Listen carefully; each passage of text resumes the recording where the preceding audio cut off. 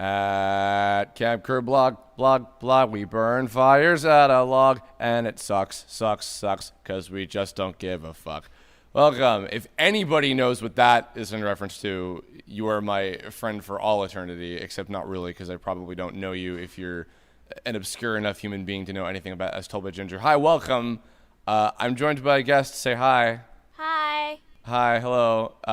Do you want to reintroduce yourself, as you haven't been on in like 2 years since the first Kirblog I ever did with someone other than just myself, actually, all the way back at fucking Running Gag 2014. Well, I mean, we did a Kirblog for Axe stuff though, and so I was. Oh, that's true. That's true. Yeah. I've been on 3 of your Kirblogs now. Technically, yes, that's true. Yeah. I apologize. How could I forget our lovely friends at Axe Studios? How dare of me. you? Yes, clearly.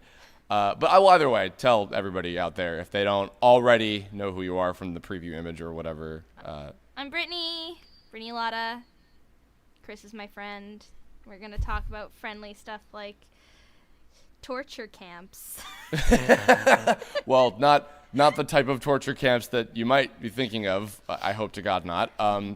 No, I can't even remember exactly what it was. This was not a topic submitted by somebody through a question. Just something was reminding me recently of some funny stories about when I used to go to day camp years ago, and I wanted to have at least a guest with me. And as it turned out, as I put a little call out on my Facebook, of like, who has some funny day camp stories? And Brittany had some because she also has worked as a counselor at a day camps before, and I have not. I went to the same camp for 10 years, and then I worked as a counselor for, I believe, 5 years. At the same one that you went to, the same as one that I went to, yeah. Oh, as a camper. Yeah. Excuse me. And see, I don't understand why I worked there for so long when I hated going there. Was it easy money? Was it good money? I mean, it didn't pay me well either. They paid like minimum wage, and I was treated like shit. So I don't. Oh, so then clearly you were in like an abusive relationship with this camp. It had just been for so long. You were just so used to it that you just loved it. Clearly, I definitely didn't love it. That's not okay, Brittany. You gotta see somebody about that. It was. You know what I think it was though? It was because it was so close to where I lived, so I would just walk there. I didn't need a car or anything. Mm-hmm. So I would just walk there. It was at the beach by my house. Mm-hmm. You know the one I'm talking about. And this was on Long Island. Yeah. It was on Long Island. Okay, because Brittany and I were both born and raised in the suburbs of Long Island, New York, for all our lives. At one point, we lived like down the fucking street from each other for like a while and didn't even realize it, which is hilarious to me. That's pretty funny. That was my first year not working at that day camp. Oh, good. So I got you like post-mortem from the torture of 15 years. I was finally like, you know what? Let's try something different. You know, I respect myself, and I'm gonna not do this anymore. I was like, stop doing this to yourself, Brittany.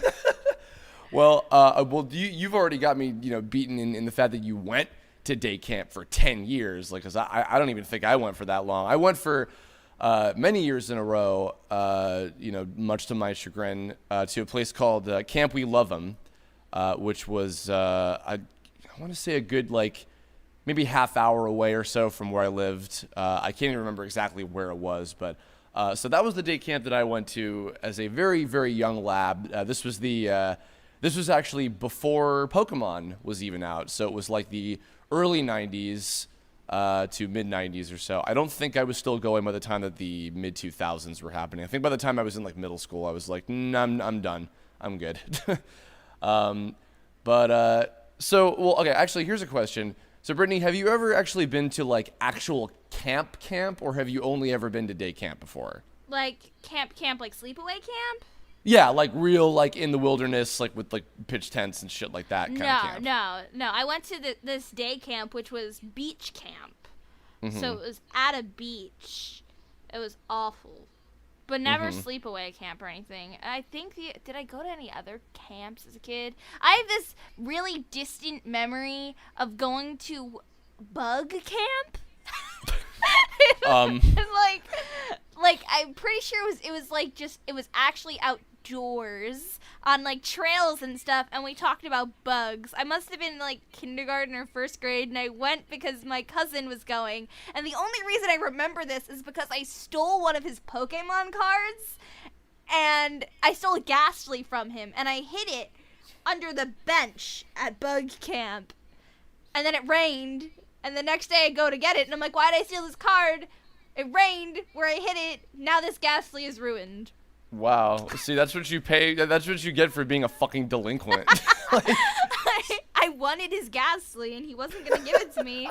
So I was like, yo. So I just took it. I mean, it was clearly the right thing to do. I mean, clearly. I don't you even know fucking if work. I, like, You should go fucking work for Team Rocket. I don't know if I ever told him that. I should tell him that one day. He probably won't even remember. Oh, do you still know the guy? It was my cousin. Oh. Yeah, it was my cousin. Yeah, I would imagine you still know the guy, for Christ's sake. Yeah, no, I still know him. But knowing him, I would highly doubt he remembers it. Okay. Actually, on the note of the beach camp thing, because I lived like near a beach for like 9 years on Long Island, and I believe that one year, I think it maybe even might have been in place of going to Camp We Love 'Em for so long. I went to a beach camp, and it was actually the one, maybe just because I didn't go there for super long, but I think it was the one place I had been to, like one like day camp-esque kind of thing that I had ever been to that I didn't hate because, excuse me, I think just it was within an area that I was already pretty familiar with and lived close by to, and you know, it wasn't really that bad, I guess. And like, I met other kids and I got along with them pretty okay. And I remember I remember this. I designated each of them to be a robot master from Mega Man, and then I drew each of us as that robot master. So like, I had like a team of like, you're Bubble Man, and you're Elect Man, and you're Dark Man, and you're Metal Man, or I think I made myself Metal Man because he was my favorite at the time. And they were like kind of nice, and it was like pretty like, okay, whatever, you know. But I guess so with my, because I'm older than you by a little bit. So my experience at Camp We Love 'Em, which was the most consistent one I went to, I had been there for enough years in a row, and sadly I can't remember the names of any of the counselors, but I went enough to the point where a lot of them remembered who I was. I don't know if they necessarily remembered me as a problem child of some sort, but they remembered me. And I have very, very, very few memories of being happy at all for the years that I went to Camp We Love 'Em. In fact, it was strange because I think whatever my current obsession at the time was whatever managed to like get me through just like dealing with like, because it was with a lot of like really like dickish kind of kids who probably were also acting that way because they didn't want to be there either. You know, and I was just kind of like sitting back and fucking dealing with it. And, you know, it was never anything, in retrospect, it was never anything really like that bad. That story is actually for later, the that bad kind of stuff. But yeah, I basically, there's one particular year I remember. I think this would have been 97 or 98, that summer. And Star Fox 64 had come out on the Nintendo 64. So you would have been an ovule, Brittany, at that time. What is that supposed to mean? It's supposed to mean that you're 12. And not really. I'm not 12. Oh, well. I was alive back then, okay? Okay. I was born in 93, Chris. Ew, gross. So you were a toddler. Ew. You were a toddler when I was playing Star Fox 64. Get out of my life. I was probably playing it too. I didn't have Star Fox, to be fair. But I was still playing an N64 around the same time. When you were 4? Yeah, actually. I had my mother read Zelda to me so I could play it. And you can ask her that, and she'll be like, yeah, my daughter is a demon child and made oh my God. me read Legend of Zelda to her. So while you were off being a demon Team Rocket delinquent child, I was playing Star Fox 64. And I remember, so I went to Camp We Love 'Em, and I was trying to find solace in any kind of enjoyment whatsoever. And I was surrounded by so many asshole, like not even like bully kids, but just like kids who were just jerks. Like they were just not pleasant to be around. And I found 3 other kids. I can't even remember what their names were, but there were 3 other kids who I found to be tolerable, and they were like kind of cool to me. So I was like, I'm Fox McCloud, and these other 3 kids will be Falco, Peppy, and Slippy. based on whatever like vague personality traits that they happen to share with the other Star Fox team members. I don't think I've ever even told this story to Mac, which he should know. So if he ever hears the story, yeah. And, oh, by the way, to anybody listening, my connection, my internet connection, has been utter shit this past week over Skype. So if there's any kind of technical hiccups or weird pauses, I'll try my best to edit them out. But Brittany is only ever hearing bits and pieces of what I'm saying. Isn't that right, Brittany? Who can totally hear what I'm saying right now? I can hear you Yeah, now. totally. Good. You're hearing all the things I'm saying about Star. Okay, so I had a Star Fox team of kids that I found to be tolerable at this camp, right? Okay, yeah. So of the four most consistent douchebag kids that were bothering me, I allocated each of them as Wolf, Leon, Pigma, and Andrew. And I remember that, okay, first of all, the Andrew kid like wanted to be part of my Star Fox team, but he was like being really annoying. I think he was younger, so I can't blame him too much. He wasn't being a dick. I think he was probably just at worst being annoying. So I made that, which is probably why I made him Andrew, because Andrew was the annoying one, or I designated him as Andrew. But he was like, "Come on, I want to be part of Star Fox or whatever." And then the Andrew equivalent kid, the Pigma equivalent kid, and the Leon equivalent kid, all three of them just so happened to get into accidents where they got hurt.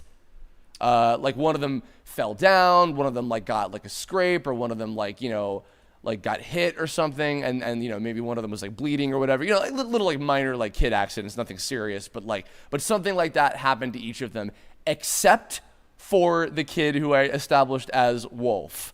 And to me, that was like, this is just like on Fortuna. You're not going to understand this, Brittany. I apologize, but this is just like on Fortuna when you fight the Star Wolf team and you defeat all of them, and there's one more to go, and Wolf is the one who happens to get away, and then the bomb explodes and you fucked up the mission. I was like, I consider this summer a failure because Wolf was not defeated, so therefore this camp year for me was fucking miserable, and I hate it. Fuck it all. So that was the first year that I recall at the time. I think after that was then when Pokemon and Dragon Ball Z, the twofold strike of that came up. But before I go into that, I want you to share some stories from your early years. So I was, by the way, also just to set the stage too before you go in, I was probably about like 10 or so during that year. So as far back as you can remember, the youngest you were at day camp, what are some shitty stories that you have from that time? Shitty stories. Okay, well, I remember it was like, the 90s, so our parents didn't want to like, pick us up if it rained at day camp. They had jobs, so back in the 90s, what I found was that like the camp would always be open, even if it was a fucking beach camp where there's not shelter if it rains. So what they would do is they would bring us all into this little like the one like house structure on the camp property, which was like called the casino. And it was just like, it had like bathrooms, a really shitty kitchen, and then just like a empty space that had like games and like lots of sand because it was a beach camp and there was sand in it. So if it rained, what they would do is they'd bring all of the kids into this little place and they'd put a movie on, and it's like, it's the 90s, and there's like just like a big box, not even a big box, like a small box TV, like, so there's all these kids sitting on little rug squares and towels, and we'd watch movies in the rain. I remember that being awful. Because it was always how many kids were all stuffed into this house together? Okay, so I feel like when I was a kid, there weren't as many children that went to this camp as there were when I was actually being a counselor there. So like I feel like it was like, I don't know, it wasn't like when I was a counselor there was at least like 50 or more kids at this camp. Oh wow. But like, because there was like about at least 10 to 20 kids per like group. But when I was as a kid, I feel like there were like maybe 30 maybe. But that could be just my memory serving me poorly. But I just remember being cramped in there, and it was sandy and gross, and we would watch. So a little tiny house with like 30 kids all huddled around a little tiny ass CRT television set, watching Grease Lightning for the millionth time. Is that the one tape that they had there? Yeah, we watched that a lot, and I feel like there was like maybe like The Rescuers we watched. That's not bad. Maybe, but definitely Okay. Grease. Like Grease was a common occurrence.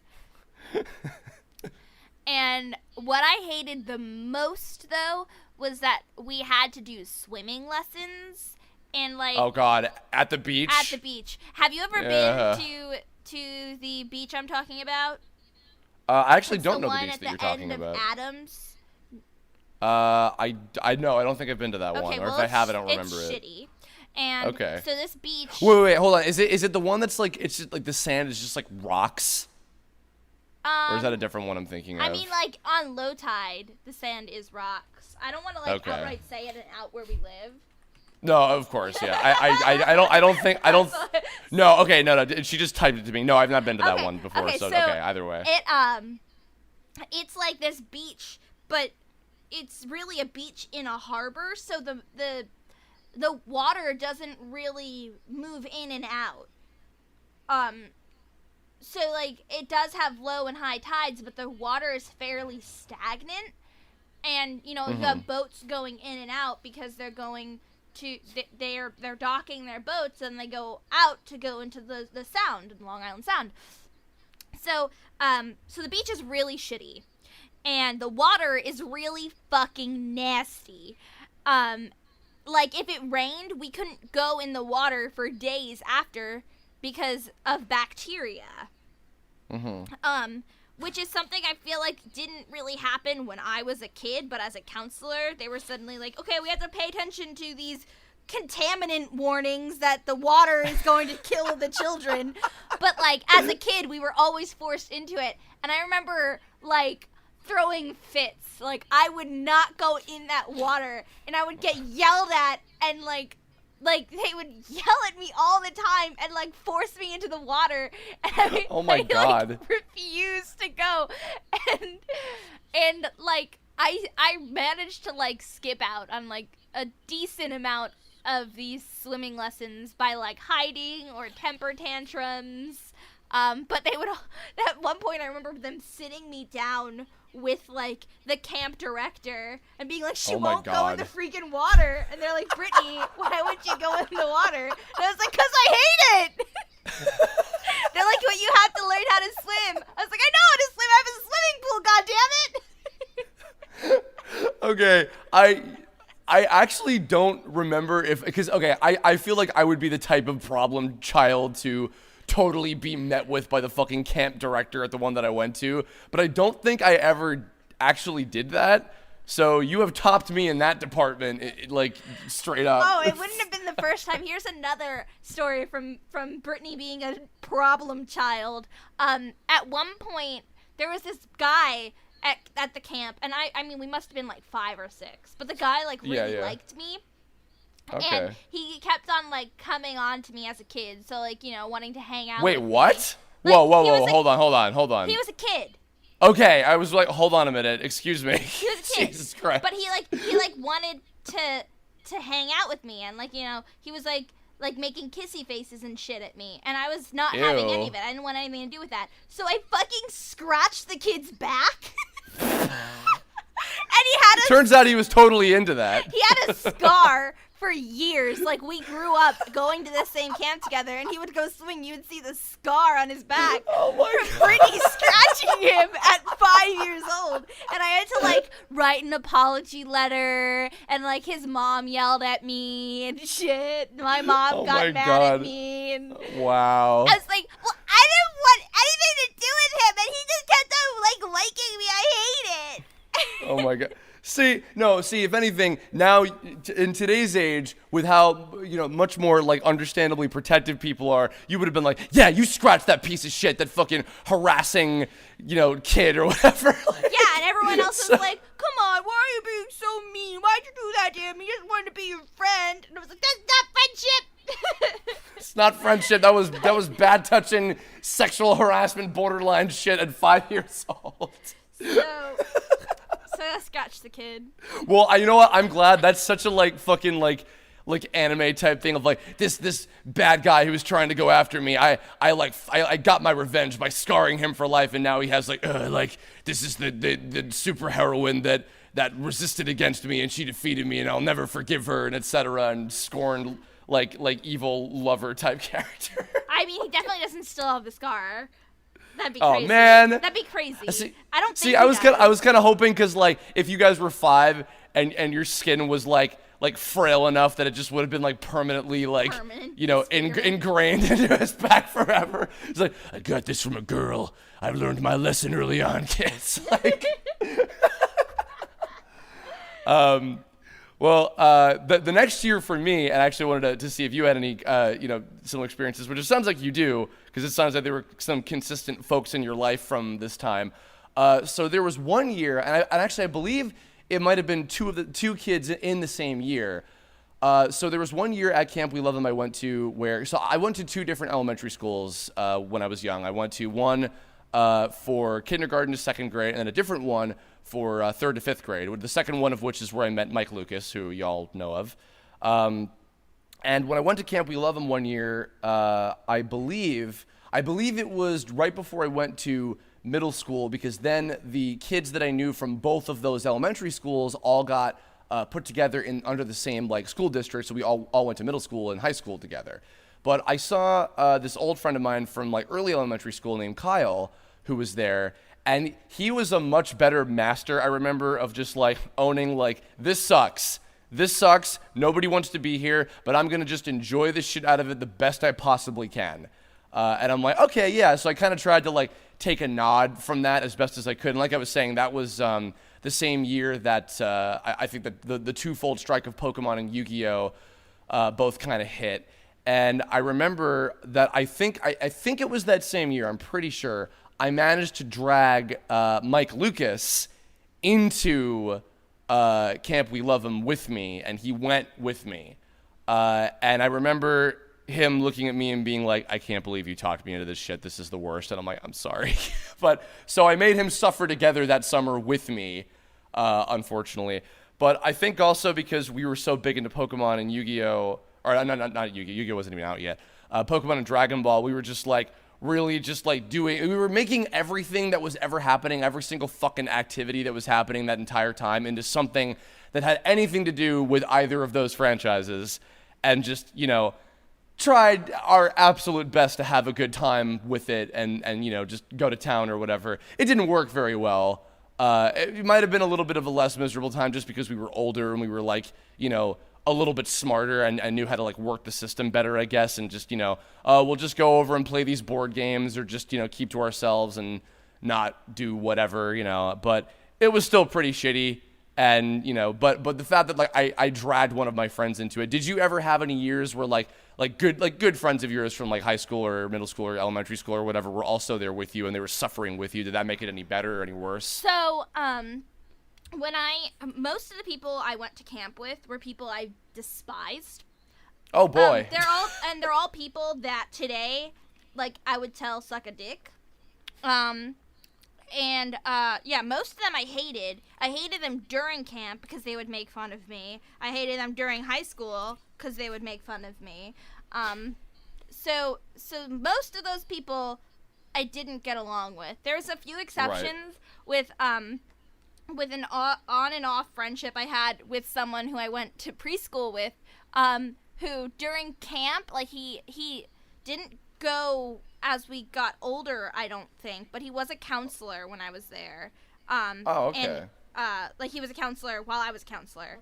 Right. I remember being in camp with him when we were really young, and then I remember being a counselor and him being there, and so there was a period of time where we weren't really close friends, and that's when we were older at camp, and I don't really remember him being there, but we're really close friends now again, and I enjoyed when we were younger, when we were still friends, when we were younger, we were good friends. We would steal his older brother's lunch all the time, like clockwork. we would steal his older brother's lunch. And that was funny. And I had, unfortunately, one of his older brothers passed away last year. And he was someone who was very vivid in my camp memories because he was a counselor of ours and a co-counselor when I got old enough and I was a counselor, and everyone loved him. And we were fondly reflecting on how great of a counselor he was and how we had some good memories for that. And then I was like, yo, you remember when we used to steal your oldest brother's lunch all the time? And he was like, hell yeah, I do. And that was always pretty Tell me fun. you got caught at least once. We literally sat there and took his lunchbox and would be like, yeah, Joe, thanks for these snacks, and like leave him with nothing. And he would just sit there and be like, Oh my god. And it was my first time seeing him. Like, I know this is kind of like a sad way of saying it, but it was my first time seeing Joe, my friend Jake's oldest brother, at Jake's second oldest brother's funeral. And, like, immediately I had recognized him and he had recognized me, and I couldn't help but think in my head, I steal your lunch all the time. And you let me. That poor guy. Joe, sorry, man. Sorry, Joe. Oh, my God. But Jake and I would always do that, and that was, like clockwork. I also remember when we were younger, and, like I said, when we were younger, we were friends, and then we kind of weren't very close, and we're close now again. When we were younger, you were talking about Star Fox. I remember Jake and I playing various Nintendo 64 games together after camp. That's cool. And I remember that, and that was always fun. And then I had one other friend who I was closest with in, like, middle school and high school, but on the tail end of day camp, we became better friends, and his name was Phil, and I have this one distinct memory, like, in 4th grade, we became better friends because we were in the same class together, and he had this, like this little lizard figure that, like, we played with in 4th grade, and we used to, like, paint it and stuff, and I forget, it had a name or something, but we, like, really liked it. It was our buddy. And someone at the camp fucking took it out of his bag and threw it in the water. Oh my god. And we were so upset. We were like, that was our buddy, our Komodo dragon buddy. How dare you? What a fucking asshole. No, you know what? I was just about to say, I never, and I think I just preemptively knew. Oh, wait, hold on. I think it was the kid who I fucking scratched the back of who threw it. Wait, really? Oh my god. Later, well, I mean. Revenge.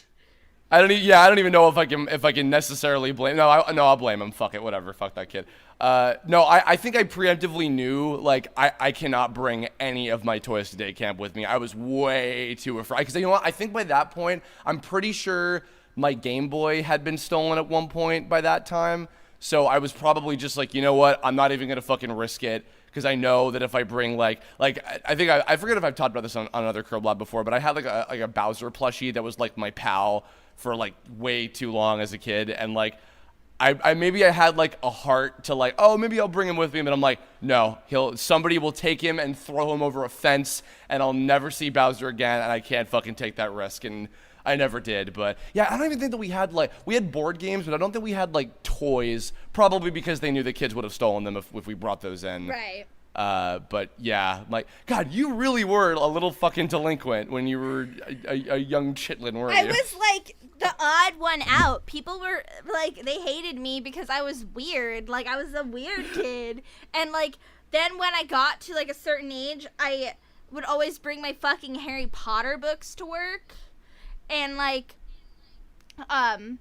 or not to work, but, like, to camp. And then I remember my first year as a counselor in training, I would bring my Harry Potter book to read all the time when we weren't, like, because I did, like, I think I was the art counselor in training for a while.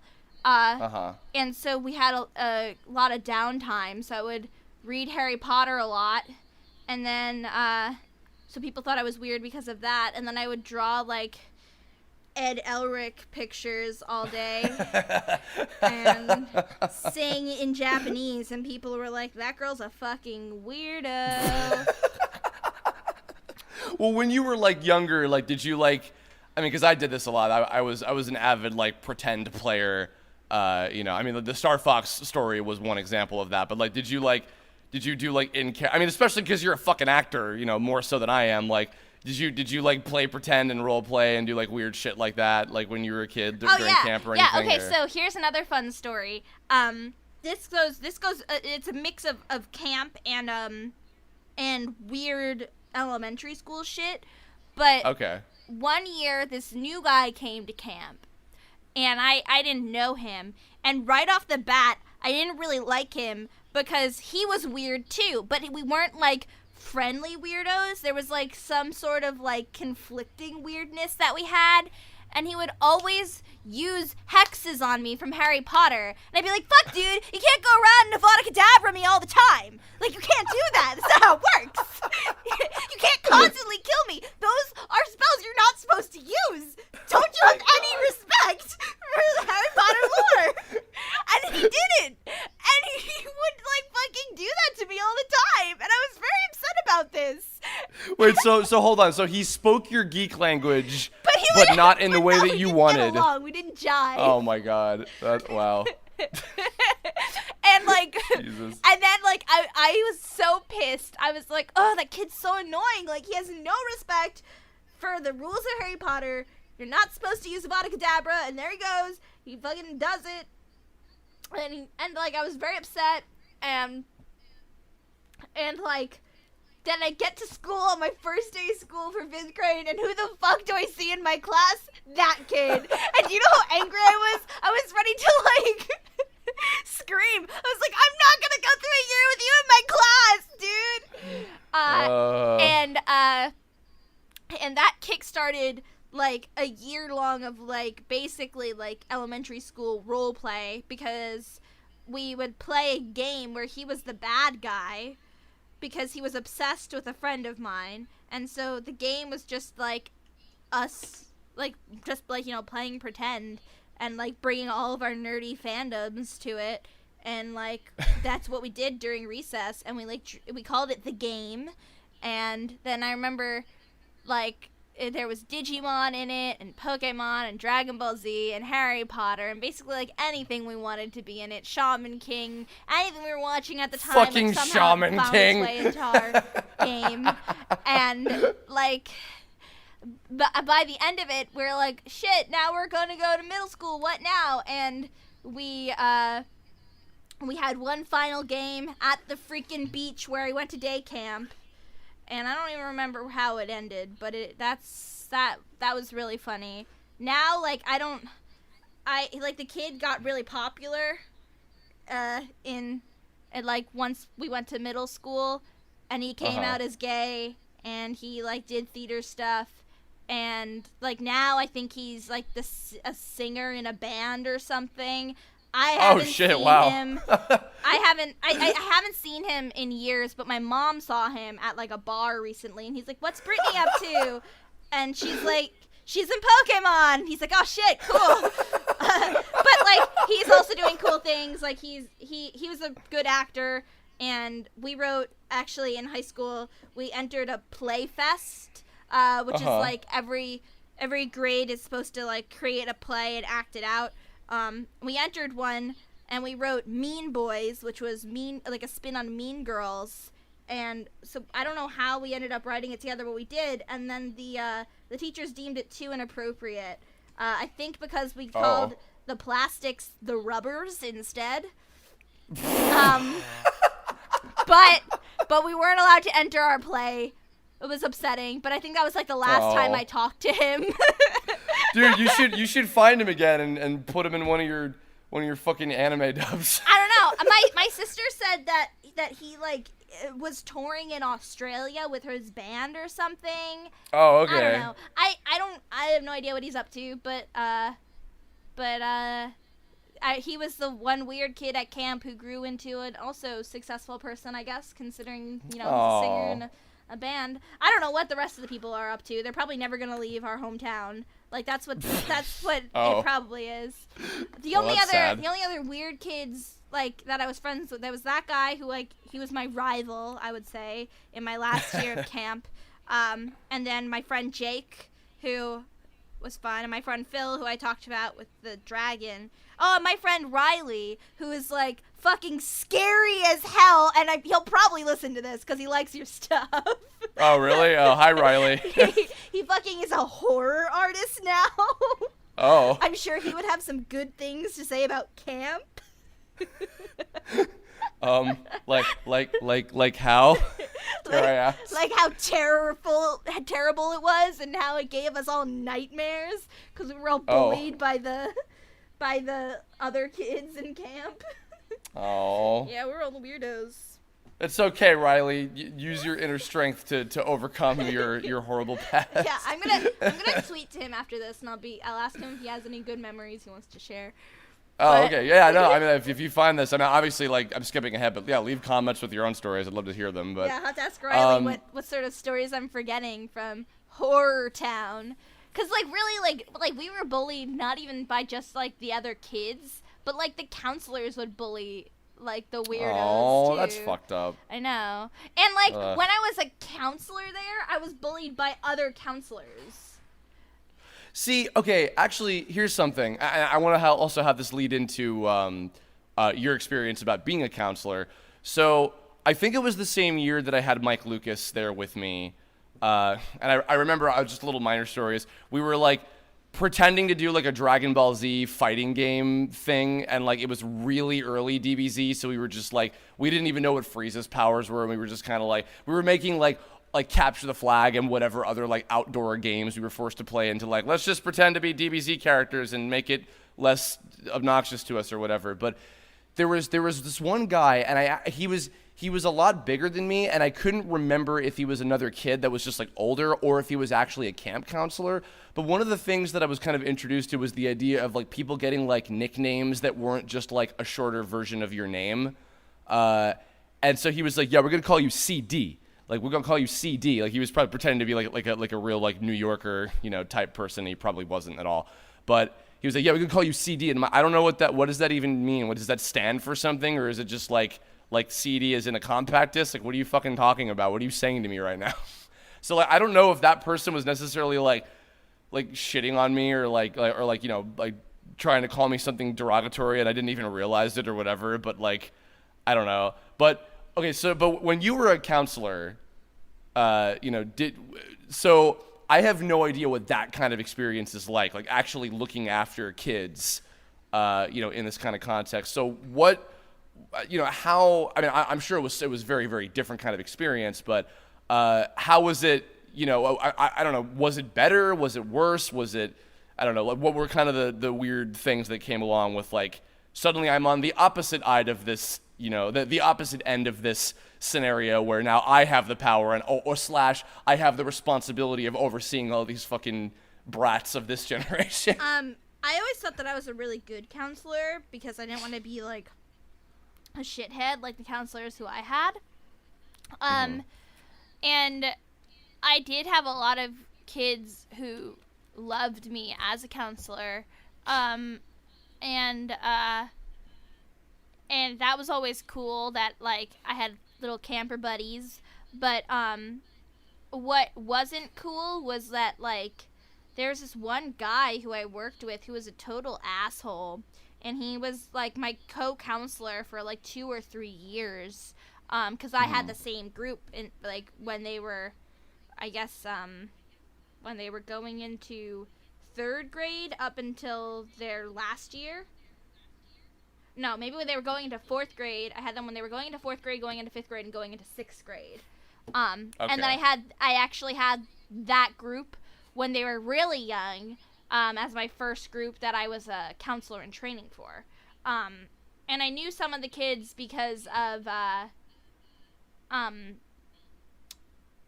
had babysat one of them, and like turned him into the total cool person he is today. And I saw him. You met him at PAX, Tommy. Oh, okay. Yeah. He was a kid I babysat. for years, and he was in my camp groups for years.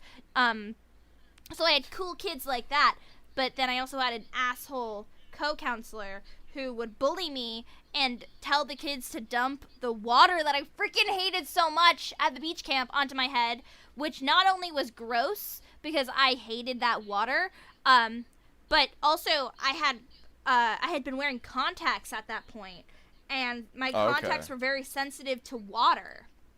So they would get all messed up when they would pour the water on my head, and there's been salty times, and shit. There was times where my contacts would fall out, and then I couldn't see, and then I couldn't watch the kids because I couldn't see. Oh my God. And he would continuously tell them to do this because he knew it pissed me off, and I didn't like it. Oh, also another thing I forgot to mention is another reason I hated the water at that camp is because every year, without flaw, if I went swimming in that water, I would get swimmer's ear, which is a kind of ear infection you get from bacteria in water. Oh, God. It makes your ears feel like they're full. Well, not that it feels like they're full of water. There's actual water in your ears that can't come out, and it makes you feel waterlogged. And so that was always something that would be like, oh, no, I don't want to get swimmer's ear. Like, from that gross water, don't pour it on my head. And he would always get the kids to do it. And then he would also throw a dodgeball at my face and or body. So that was always fun. Oh, and, of course, make fun of my boobs, because what mature guy doesn't make fun of a girl's boobs? Great. Good. So at one point, when it got, like, so much that this guy continuously bullied me, and in front of kids, too, like, really teaching the kids good shit there, he, and like, you know, he threw this dodgeball at my face several times, even though I told him to stop, and the camp director was his cousin, so she didn't give a shit what he did. Oh, of course. And I was about to say, it's like, tell me he at least got in trouble for that shit, but no, apparently not. And his, like, mom was and his entire family was part of the, like, board of the beach or whatever, so he didn't get in trouble for that shit. So great. At one point, my friend came down to the camp, and he had a rep for being, like, kind of the scary kid in high school, and, like, some people thought he was a psychopath, which I can understand because in high school he definitely came off like it. And he came down with two of his henchmen of sorts, and he threatened the guy. And he said, "You better leave Brittany alone." And the kids just stood there behind him with their arms crossed. And I mean, they weren't kids. They were like a year younger than me. And he was like, "You leave Brittany alone. Like, if I get wind that you're bullying my little sister," because he would always call me his little sister. Oh, if I that's hear that, awesome. and he threatened the guy, and he goes like, I'm sorry, I won't do it again. Yeah, the backtracking. That makes me happy. Hey, see, I that's actually also kind of surprising. Again. It's okay. So this will be fixed in editing, not. No, that I'm actually kind of surprised to hear about that, because what I was expecting was that, and maybe this is stereotypical of me to perceive this, but I was expecting the kids to be a nightmare, and the other counselors who were your age to be like, okay, we're gonna get through this together. We'll because we both are older and understand each other by this point or whatever. But no, it sounds like the kids were, pretty okay, and the other people on the staff were assholes. Yeah, it really depended, because like I said, my friend Jake, both of his older brothers were counselors, and his second oldest brother, who unfortunately passed away, he was a freaking awesome counselor, and he was voted like best counselor for years, and he was my sister's counselor, and my sister loved him, and all of her friends loved him, and he was like really cool. And like my friend Jake was a counselor, and he was a great counselor. My friend Mike and I were counselors together and would hang out, and he was a great counselor. And I had one other friend that I made from working as a counselor together, and we ended up going to the same college. She was a few years older than me, and I bought all of her furniture when she moved out, and I'm actually still using that desk that I bought from her. And like she and I would nerd out about Harry Potter all the time, and like we still keep in touch, like very sparingly now, but she was really cool. It was just that there was some people who just had privilege, and they knew they wouldn't get in trouble, and they were just assholes. They were jock assholes, and that's the thing. Like, I lived in a very white, jockey neighborhood, like affluent jockey neighborhood. I mean, what can you expect when you're like, you know, half of the community has like a beachfront water view? Like, you can expect a certain behavior of sorts, and those kids were dicks. Not the kids, but the fellow counselors. Because I was going to ask, what was the general like age range of you and the other counselors, and then what was the general age range of the kids that you were looking after at camp? The kids, it fluctuated with the kids, because at one point, it was like ages 6 to I don't know, how old are you when you go into middle school? Like 12? Generally around like 11 or 12 or so. So it was like 6 to 12, and then they introduced like a younger group that was, I guess, like 4 and 5. So it became like really young to like 12, and then once you were 12 or 13 onwards, you were able to be a counselor in training, and then a counselor. And the counselors' ages ranged. Most of them were like high school and college kids, though. Very rarely did you have someone older than that. And, like, it's not to say that, like, there weren't asshole kids, because there were. And there was a few who, like, just hated me because the other guy hated me, and they were just jerks. And I was like, come on, why would you be like that, guys? There's this one girl who was just always a little brat, and I hated her. But most of the kids were pretty cool. There's a few kids who were just jerks, and then there was a handful of kids who were my buddies, and they always liked to talk to me about games and about whatever I liked, because a lot of them liked it too, and they like especially games. Like, kids love to talk about Kingdom Hearts at that time and Zelda and shit. So that was cool, because I could relate to them on that level. But, of course. Oh, one thing that was cool was that I had a younger group of kids at one point, and one of the girls, she was interested in Sailor Moon, so I brought some of my older Sailor Moon manga, and we read it in different voices together. So that was cool, and you know, that was like a pretty young group. I think they were like 7 or 8, and and one of those kids was a really, really cute. His dad was a vet, and he really liked to collect crabs from the water, and then he would, you know, put them back at the end of the day so they didn't die. And that was cute. I remember babysitting him once, and he introduced me to all of his pets, because he had a lot. But, like, you know, most of the kids were good. They weren't super bratty. On occasion, you would have, like, a really weird kid who didn't quite belong in camp. Like, whether it was because they had anger issues or they just had sociability issues. Like, I definitely had kids who didn't really register that they were supposed to listen to me, like, as a counselor. And that could either be because they had some sort of, you know, like, special thing going on, or they were just dicks, and they just thought that they could, like, and I'm dead serious that there was some on each side. And, like, I'm like, you shouldn't have your kid come to camp if they can't play nice, you know? Right, yeah. And there was definitely kids who couldn't play nice. Like, they would be really mean or aggressive, or they wouldn't listen to their counselors. So that was always frustrating. Right. Because, you know, there's only so much you can do. And then, you know, just tell the mom and dad, like, hey, your kid wasn't being good today. Like, please teach them how to be friendly and not steal young Jimmy's toys.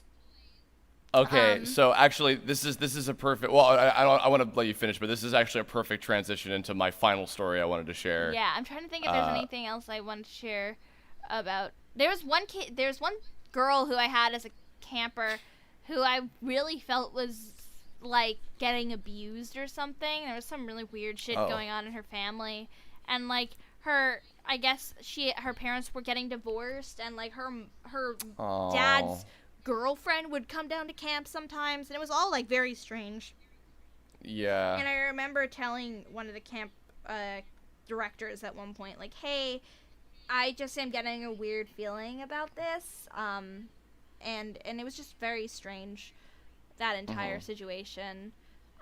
Hopefully that maybe I was wrong about it, but I don't think I ever found anything out in regards to that.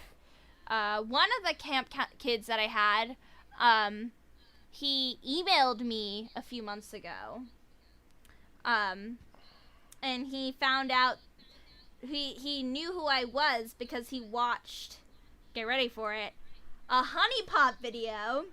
Oh no. And saw my name and realized that he had me as a counselor, and he commented on the video that he knew me, and I can read the email right here. Hi, are you trying to find it? Hi, my name is Redacted. You might remember me from Redacted Beach Summer Camp. You were one of my counselors in 4th grade. I was a tall black kid that was afraid of water. Anyway, I'm 15 and in 10th grade now. I remember the YouTube channel you gave me when I was younger. I looked it up, did research, and now I'm here. Just thought I'd contact you to see what you were doing and if you remember me. But I can now safely say that I know a famous person. And I know a famous of all fucking characters for him to find a video of, it had to be of fucking Audrey. Yeah. Of all things. And he gave me I swear. He gave me his Skype, and I was like, I don't really do this.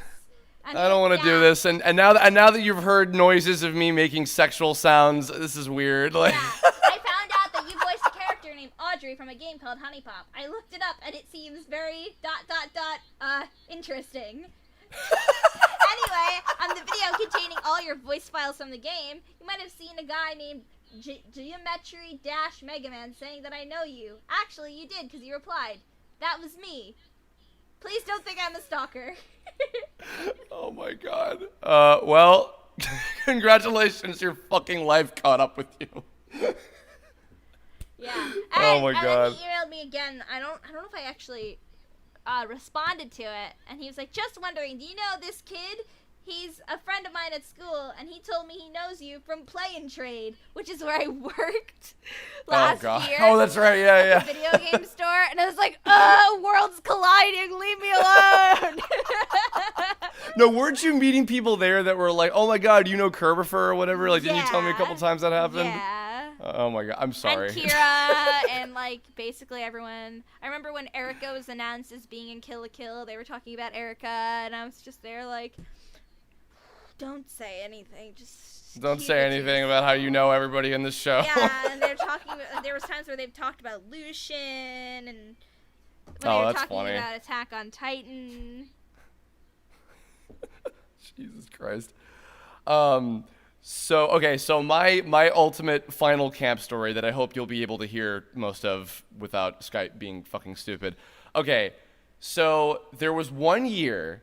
I believe it was the year before the one where Mike Lucas was with me, because Pokemon was out by this time. So this would have been maybe like 98, maybe 97, don't know. But, excuse me. So there was one year that my mom decided to enroll me in a very different day camp. Not Camp We Love 'Em, which I'd been to for I think at least like 3 years before that. She decided to enroll me in a different one this time. The difference with this one is, I believe it was called Camp Kahila. This one, no, Kahila. Tequila. Not tequila. Fuck off. And it was part of like a massive like a learning center or like a home or something. I don't know. It had and it was a very nice facility. It had like a massive like multiple pools and stuff. Like it was as far as the actual like place itself, it was a really nice facility. The camp itself, which also this was far away. This was like a good maybe 45 minutes away from where it was on Long Island. At least the drive was. And this camp was specifically for kids who had disabilities or issues or, like syndromes, etc. And, I've taught here and there on other Kirblogs, I have Asperger's syndrome. It's a type of autism. So my mom thought at the time, at my, ripe young age of like 10 or whatever, that I would maybe do a little bit better at this camp compared to Camp We Love 'Em, which by that point, it was pretty clear that I really didn't enjoy it. So I went to this camp, and let me give you an idea of the first day, because I mean, look, I was weird as a kid too. I was loud and obnoxious and annoying and obsessive with stuff, of course. Man, me but I went too, to Chris. We should have been friends Yeah. as kids. clearly, yeah, clearly we should have, even though you would have been like in like a different like level of school than I was, and that would have been weird probably. But either way, so I okay, the trip home was the best way that I could describe this. Okay, so there was a kid on the bus with me heading back home. Oh, you had buses. Yes, we did. Yeah, we were taken there by bus. And there was a kid on this bus who was absolutely like losing his fucking mind. He was just like freaking out about like he wanted to get home like immediately. He was just like really like having like a major like a legit anxiety attack. And I was pretty on top of my shit throughout the whole time I was there, like, because compared to a lot of these other kids, my issues were a lot less, I guess, like severe, or a lot less like outward, I guess you could say. So, and actually there was only one other kid that I met who was about the same level of like, I guess, balanced as I was, and that was because, and this is how I learned about what medication was, because he was on medication, so therefore he was able to cope with being normal most of the time. Or at least come off as being pretty normal. But So are you saying you were the normal kid here? I was probably one of the more normal kids at this camp. Yes, because again, this is not to. What was it that you said you were probably one of the? I was one of the comparatively more like normal behaviored kids. And okay, just to clarify here, because I don't want this to come off the wrong way. When I say that, I am not like talking down to these kids or whatever. Just the truth of the matter was, the fact is that a lot of these other kids, the grand majority of the other kids at this camp, had like more severe and more serious issues than I did at the time. So just like with them, it was a lot more difficult to just like function as as just people. But so anyway, but on the way back, there was this one kid, and he was in the bus, and he was freaking out. And I had something left over in my lunchbox to eat that I brought with me, and he was like, "I'm really hungry. Can I please? Do you have anything to eat?" And I was like, "Yeah, I think I had like some Smart Food popcorn or some bullshit or whatever." And I gave him the popcorn. He ate it. He said, "Thank you so much." He had an allergic reaction and died. No. No. I wasn't like bothered by the kid. He was like nice enough, but he was freaking out, and I was trying to like keep him together and like, hey, it's gonna be okay. Like, I know this is a long ride, but we'll be home before you know it. Don't worry. Chris, and I think you he got keep cutting out during your story. Oh my God! I wish that my internet connection didn't suck a fat cock right now. Whatever. Anyway, so the kid was eating it, and then after a little while, wait, he was eating the fat cock, or he was eating the smart. Yeah, he was eating the. Yeah, good. Yeah, this is making for a great fucking Kirblog, guys. Jesus Christ. So then like another. You gave him the popcorn. I missed the part. Of the story. Yeah. He was eating the popcorn, and then another like maybe 15, 20 minutes later, he was like, I really have to go to the bathroom, and I'm like, well, you still have to wait till we get off. He's like, okay, if I go to the bathroom in my own lunchbox, can you please not tell anybody? And I'm like, what? If he asked me if he could pee in his own lunchbox, and if I wouldn't tell the bus driver so nobody would freak out and think it was weird. Oh God. So he pees in the lunchbox. Chris, what if this kid grew up and he's watching this Kirblog right now? I like, sincerely. That kid told me you wouldn't tell anyone that he peed in the lunchbox. Well, I didn't even get the kid's name, so clearly nobody will know his identity. But so I'm looking away, and I'm just like, I can't fucking believe this is my life right now. So he pees in the lunchbox, and probably had to dump that and wash it, and it was disgusting, and that happened. And then I went home, and this was after the first day. I get home, and my mom was like, open arms. Oh, how was your first day at Camp Kahila, honey? And I was like, I think I just looked at her like glare daggers and didn't say a fucking thing. And I just went inside and watched like Wild Thornberries or some shit. Did you have to go back? So, yes, and I had to go back. And then I was like, Mom, I can't believe I'm saying this. Can I please go back to Camp We Love Him? So I went back to Camp We Love Him for a little while. And then I was like, wow, Camp We Love Him is still just as bad, and it's even worse, I think. So I left Camp We Love Him. And then I went back to Camp Kahila. This was the same summer, by the way. This was the same fucking summer the entire year of that year, right? So I go back to Camp Kahila, and I meet another kid this time. So I reunite with the one kid who was on medication that was like relatively normal, and then I meet another kid whose name was Danny. I remember his name was Danny, and Danny was also really big into Pokemon at the time. Just like all of the fucking country was. Actually, in fact, Brittany, just to have some participation here. When you were really young, did you hear through like magazines or on the internet somewhere about like the famous like cut episodes of Pokemon, like the one about the guy with the gun and the one that caused the seizures and all that stuff? Did you hear about that like when you were a kid? When I was a kid, but I knew about them by the time I was like in middle school.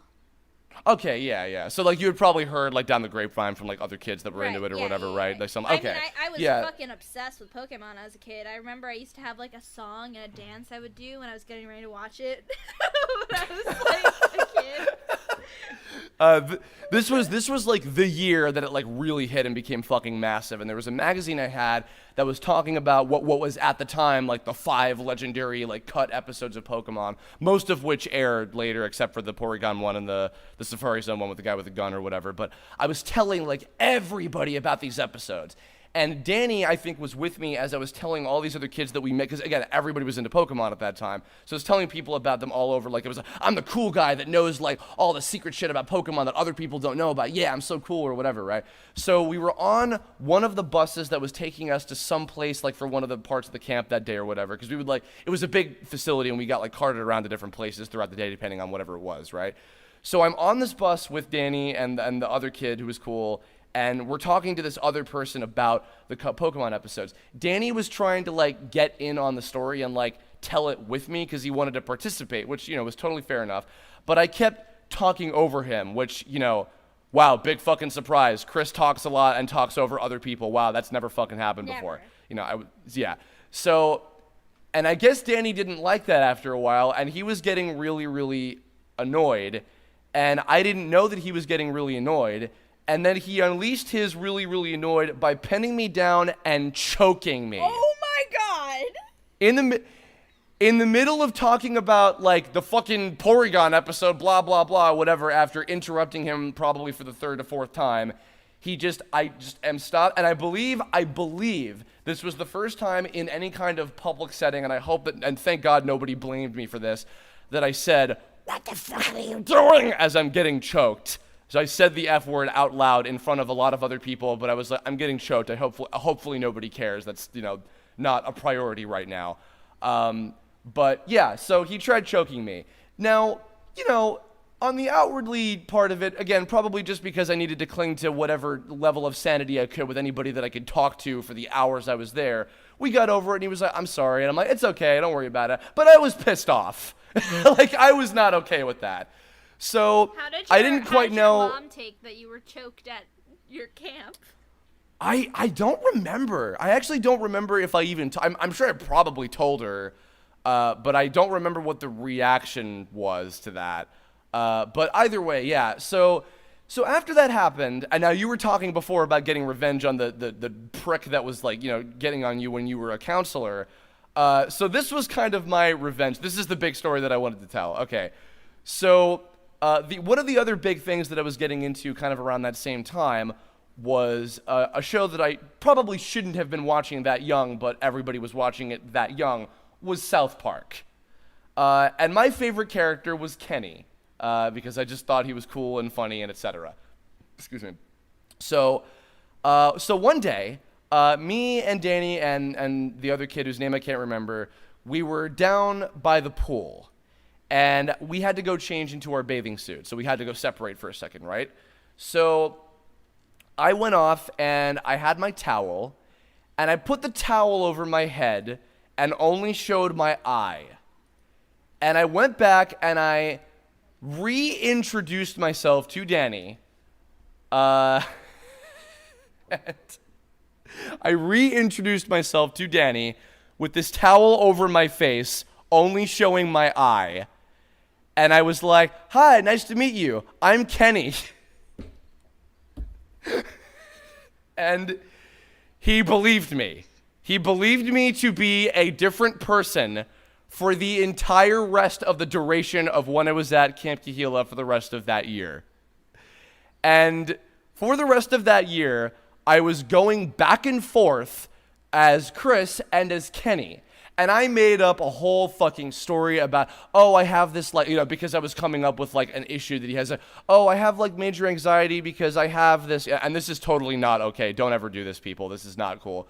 But I made up a story about, I'm, like, really anxious and I don't want to show my face because I was in a really bad accident last year and, like, I have a big scar on my face and it's really gross and I don't want people to see it. So I just feel safer when I'm wearing this blanket. This is like making fun of people who have, like, real issues before I knew. I was like 11. I had no idea that, like, this is not an okay thing to do. So I'm not saying, like, oh, haha, this is so funny. Don't do this, kids. This is not something that's okay. But I did this as a stupid young kid. But the thrill was coming from specifically that I was, like, fooling this kid who, tried choking me into thinking that there was this other kid. And I made up this whole other story about, my family is poor, like with Kenny, because I assumed he just hadn't seen South Park and just didn't get the joke that I was parodying. I made up this whole story about, my parents are poor, and my dad's job, which I stole from fucking, Charlie and the Chocolate Factory. I was reading the book at the time. My dad's job is, like, screwing the caps onto toothpaste bottles or whatever, some bullshit like that, which was not even realistic.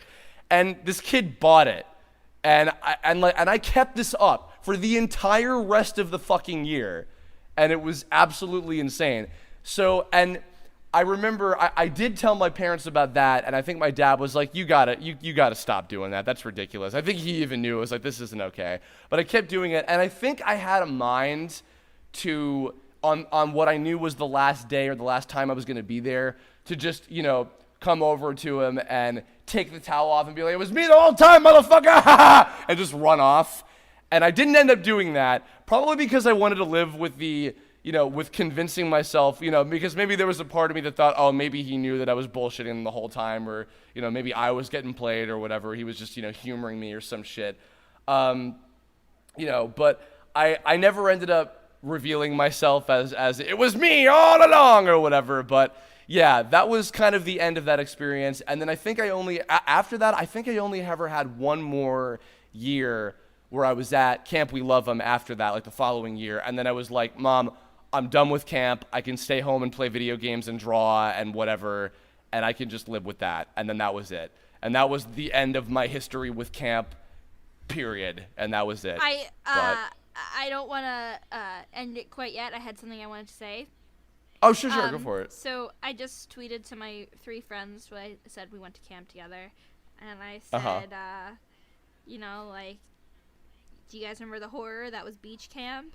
And then, like, my one friend was like, I kind of didn't mind it. I got to hang out with you guys all day and throw dodgeballs at children while being a child. And I was like, all right. And then he goes, wait, am I the only one who liked it? Like, shit, I did get that weird skin-eating virus from it. And I totally forgot about that. There was all sorts of viruses and shit that would go around. Like, lice. And, like, that shit, that, like, skin-eating virus and whatever the fuck would happen from the goddamn water and being... Oh, God. Jesus. Yeah, no, I didn't have anything that bad. So, I think you topped my experience in terms of, like, bad shit that happened to you by a fucking, like, 100 miles, but... There's so much more, too. I could go on and on. I'm sure I missed so many good stories. But I can't remember them off the top of my head. Oh, one time a kid pooped in the sink in the bathroom. Ew. That's grosser than the peeing in the lunchbox part. So. Yeah. We also were forced to do, like, dances, too. I'm sorry. One year we did the dance to, like, some Shrek song, and I had to be Princess Fiona because I'm the ugly one. Good times. Oh, you weren't the ugly one. You were the cutest one, and everybody knew that. No. I did have, like, when I was a kid, though, I did have, like, platinum blonde hair for years. Like, until, I don't know at what age my hair darkened out. Definitely by, like, 5th grade, but, like, by 5th grade I had, like, the dirty blonde hair that I have now. But, like, when I was a kid, I had, like, white hair. Did you? What was the was the kid who was making fun of your boobs? Was he like just? Was it because you had the biggest boobs in the entire camp at the time? Probably. Because you guys were like teenagers. Well, I mean, like the kid who was making fun of my boobs, he was the same one who was doing the dodgeball shit. Yeah, I know. Yeah, Oh, so, like, guest appearance by Raven. Hi, Poppy. Yeah. Raven, quiet down. Raven, you don't have any camp stories. You can't be part of this one. Yeah, you know, there is something that's called Camp Bow Wow that exists, but I've never taken her. Ew, yeah, don't do that. That sounds like a recipe for disaster. Yeah. She doesn't like people. I mean, dogs. She likes people, not other dogs. Oh. She doesn't recognize herself as a dog. I'm holding you now. As a doge.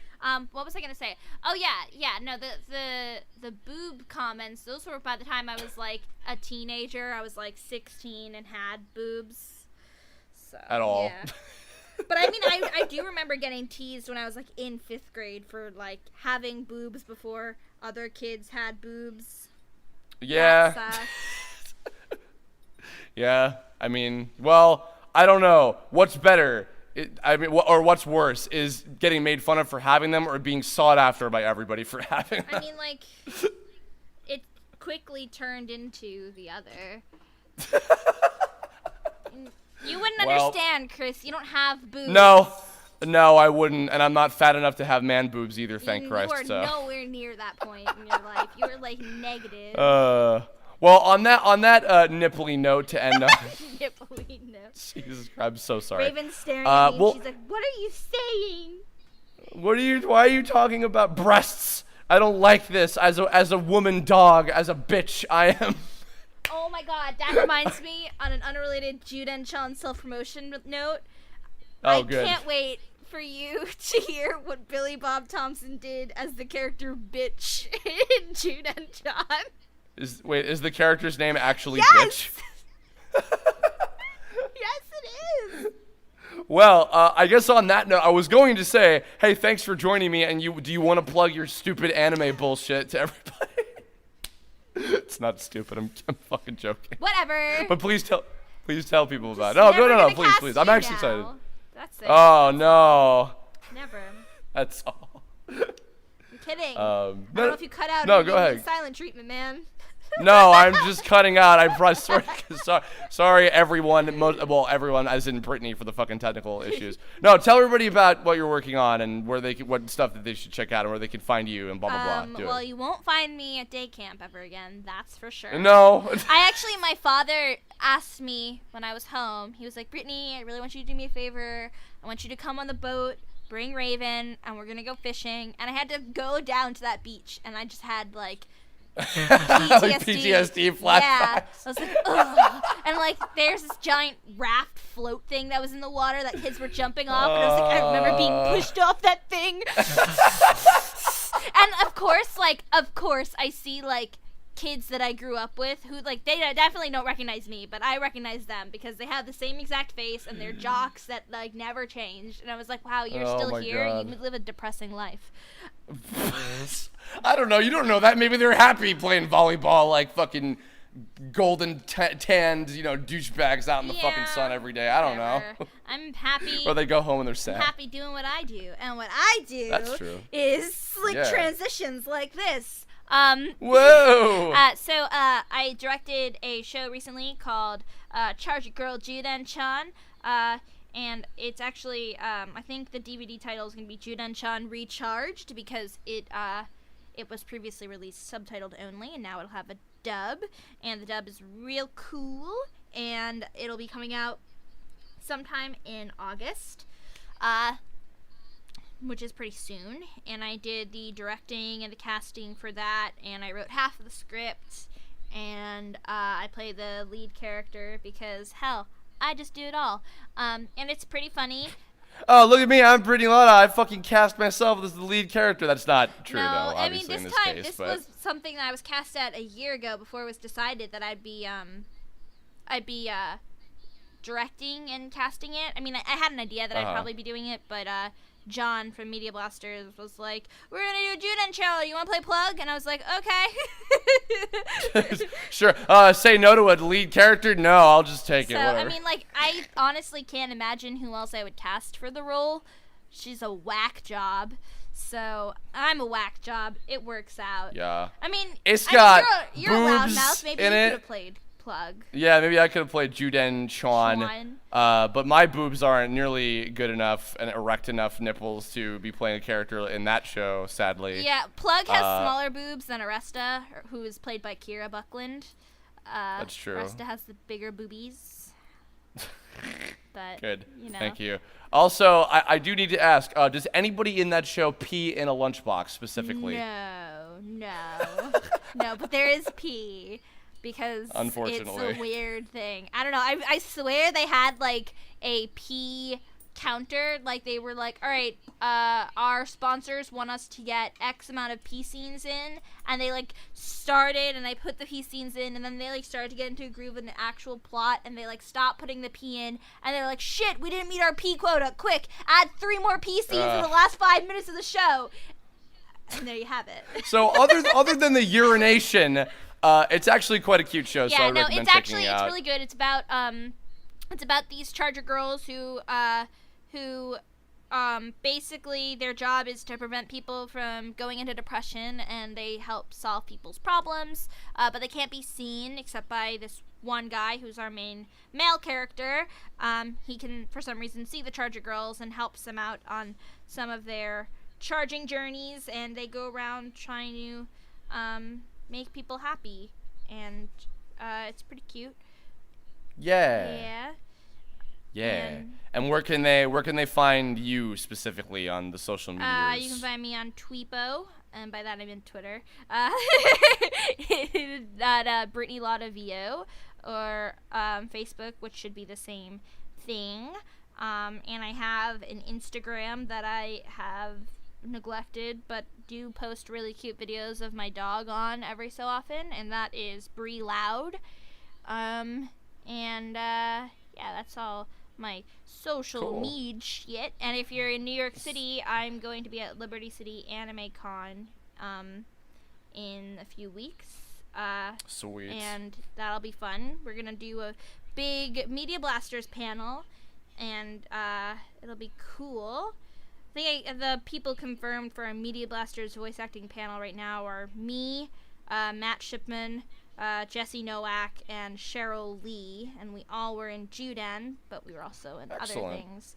God, yeah. I can't wait for you also to hear Jessie in Juden. She sounds so good. As cute purple-haired tomboy girl who's my favorite from what I've seen. She's also, like, literally the character is just Jessie, and I'm just like, Jessie, I just need you to play Jessie, and she's like, all right, cool, dude. So yeah, okay. Yeah. Well, okay. And there was times where I'd just be like, can you bring a little more Jessie to it? And she's like, oh, yeah, sure. Yeah.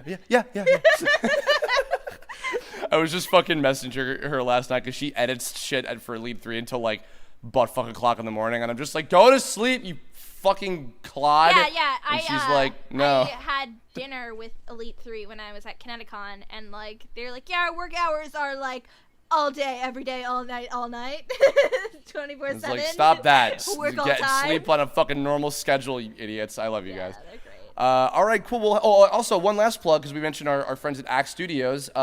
Y2K, a postmodern RPG, is going to be coming out, I believe, very soon. Yeah, it should be coming out very soon. I don't want to say a date, because I don't know a date. Last I heard, it was going to be August, so hopefully it's still August, but you never know. Yeah, it should be within the year, because it's basically done. They're just putting some polish and getting the different ports for different consoles, because it's going to be on all major consoles, which is awesome. We're replacing all of Chris's voiceover with myself because I'm better No. than him, so that'll take some time. Yeah, she's great at playing mid-20s ginger, like it was a joke. hipster douchebags. No, I'm not. God damn it! All right, I'm gonna fucking end this before this is a disaster. No, Brittany was our fantastic voice director on that game. She did a great job. I had a wonderful time voicing the main character of that game, Alex. Go check that out. Chris only made me cry a whole lot.